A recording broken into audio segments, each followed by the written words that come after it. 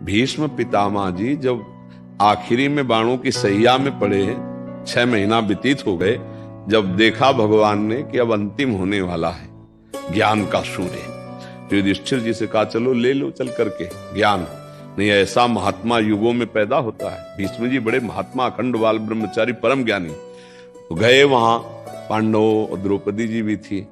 जब ज्ञान की वार्ता करने लगी तब उन्होंने द्रौपदी जी ने कहा कि पितामह आज तो बहुत ज्ञान की बातें कर रहे हो। उस समय क्या हुआ था जब सभा में मैं चीख चीख के पूछ रही थी, उस समय क्यों नहीं बोले थे? ज्ञान कहां गया था आपका?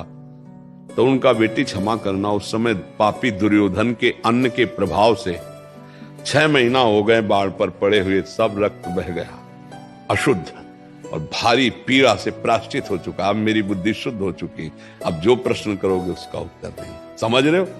पापात्मा पुरुष का अन्न खाने से अखंड बाल ब्रह्मचारी भीष्म जैसे महापुरुष भी कह रहे हैं कि बुद्धि ठीक निर्णय नहीं कर पाए।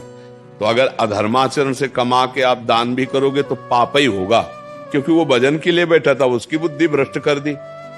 तो पहले तो तुमने पाप किया, पाप की कमाई दी तो उसकी बुद्धि भ्रष्ट हो गई, और डबल पाप। पाप से कभी धर्म नहीं।